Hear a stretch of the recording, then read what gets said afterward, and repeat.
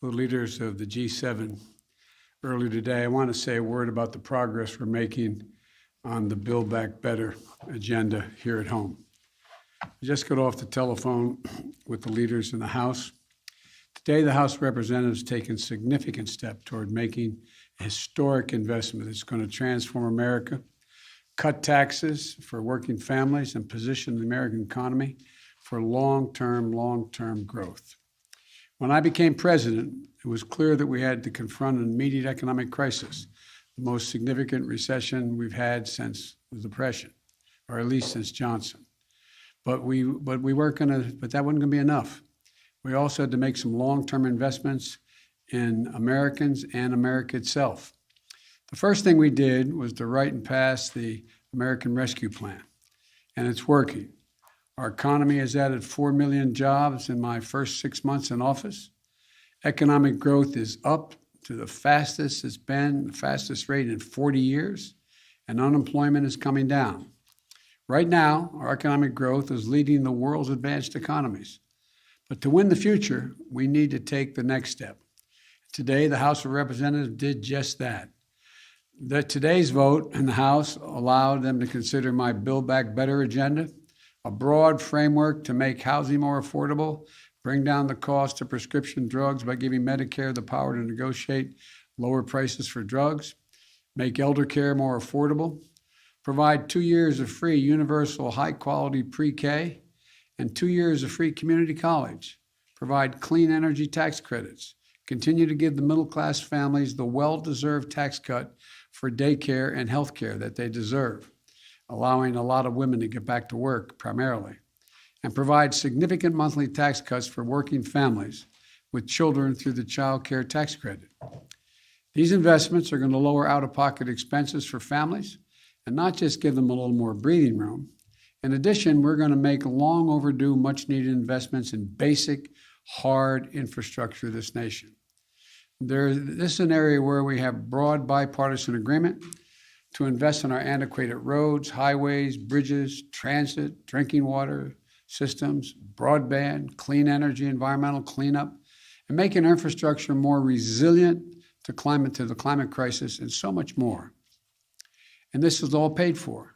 Instead of giving every break in the world to corporations and CEOs, by the way, 55 of our largest companies in America paid $0 in federal taxes on more than $40 billion in profit last year. We can ask corporations and the very wealthy just to pay their fair share. They can still be very wealthy, they can still make a lot of money, but just begin to pay their fair share. So we can invest in making our country stronger and more competitive, create jobs and raise wages, and lift up the standard of living for everyone. The bottom line is, in my view, we're a step closer to truly investing in the American people, positioning our economy for long-term growth, and building an America that outcompetes the rest of the world. My goal is to build an economy from the bottom up and the middle out, not just the top down. And that's what we're on our way of doing. Look, I want to thank Speaker Pelosi, who was masterful in her leadership on this, and Leader Hoyer and Whip Clyburn and Chairman DeFazio, the entire House leadership team, for the hard work, dedication, and determination to bring people together so we can make a difference in people's lives. I also want to thank every Democrat in the House who worked so hard over the past few weeks to reach an agreement and who supported the process for House consideration of the Jobs and Infrastructure Plan, the Build Back Better effort. There were differences, strong points of view. They're always welcome. What is important is that we came together to advance our agenda. I think everyone who did that, I think everyone who did it was there. Look, I also want to thank everyone who voted to support the John Lewis Voting Rights Act. You know, it's an act to restore and expand voting protections, to prevent voter suppression, and to secure the most sacred of American rights, the right to vote freely, the right to vote fairly, and the right to have your vote counted. The House has acted. The Senate also has to join them to send this important bill to my desk. And the Senate has to move forward on the People's Act, critical legislation to protect our democracy and the right to vote. We need both of those election bills. But let me now turn to Afghanistan. I've met this morning with my counterparts in the G7, as well as heads of the United Nations, NATO, and the European Union. I express my thanks for the solidarity we have seen as we've stood up an unprecedented global effort. I updated our partners on the significant progress we made in the past 10 days. As of this afternoon, we've helped evacuate 70,700 people just since August the 14th, 75,900 people since the end of July. Just in the past 12 hours, another 19 U.S. military flights, 18 C-17s and 1 C-130 carrying approximately 6,400 evacuees, and 31 coalition flights carrying 5,600 people have left Kabul just in the last 12 hours. A total of 50 more flights, 12,000 more people since I updated you this morning. These numbers are a testament to the efforts of our brave service women and men, to our diplomats on the ground in Kabul, and to our allies still standing with us. And we had a productive discussion. There was strong agreement among the leaders about the evacuation mission underway, as well as the need to coordinate our approach to Afghanistan as we move forward. First, on evacuation, we agreed that we will continue to our close cooperation to get people out as efficiently and safely as possible. We are currently on a pace to finish by August the 31st. The sooner we can finish, the better. Each day of operations brings added risk to our troops, but the completion by August 31st depends upon the Taliban continuing to cooperate and allow access to the airport for those who we're transporting out and no disruptions to our operations. In addition, I've asked the Pentagon and the State Department for contingency plans to adjust the timetable should that become necessary. I'm determined to ensure that we complete our mission, this mission. I'm also mindful of the increasing risks that I've been briefed on, and the need to factor those risks in. They're real and significant challenges that we also have to take into consideration. The longer we stay, starting with the acute and growing risk of an attack by a terrorist group known as ISIS-K, an ISIS affiliate in Afghanistan, which is a sworn enemy of the Taliban as well. Every day we're on the ground is another day we know that ISIS-K is seeking to target the airport and attack both U.S. and allied forces and innocent civilians. Additionally, thus far, the Taliban have been taking steps to work with us so we can get our people out. But it's a tenuous situation. We're already had some gunfighting break out. We run a serious risk of it breaking down as time goes on. Second, the G7 leaders and the leaders of the EU, NATO, and the UN all agreed that we will stand united in our approach to the Taliban. We agreed the legitimacy of any future government depends on the approach it now takes to uphold international obligations, including to prevent Afghanistan from being used as a base for terrorism.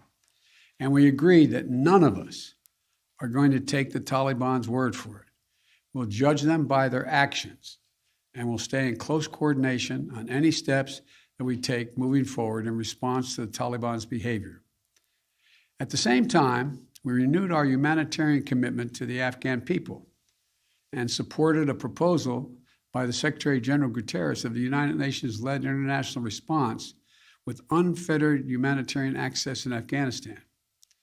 Third, we talked about our mutual obligation to support refugees and evacuees currently fleeing Afghanistan.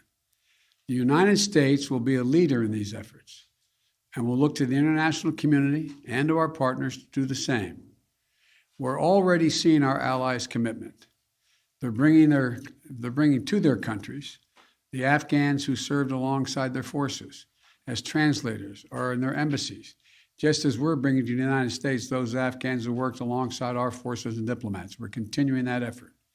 We're conducting thorough security screening in the intermediate stops they're making for anyone who is not a U.S. citizen or a lawful permanent resident of the United States. Anyone arriving in the United States will have undergone a background check. And we must all work together to resettle thousands of Afghans who ultimately qualify for refugee status.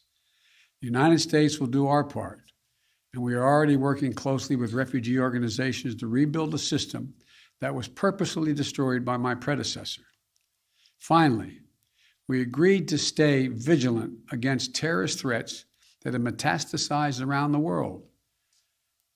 We went to Afghanistan with our allies in 2001 for clear reasons. One, to get the people who attacked us on 9/11 and to get Osama bin Laden, and to make sure that Afghanistan was not used again as a base from which to attack the United States or our allies. We achieved that objective. We delivered justice to bin Laden more than a decade ago. But the current environment looks very different than it did in 2001, and we have to meet the challenges we face today. We run effective counterterrorism operations around the world, where we know terrorism is more of a threat than it is today in Afghanistan, without any permanent military presence on the ground. And we can and will do the same thing in Afghanistan with our over-the-horizon counterterrorism capability.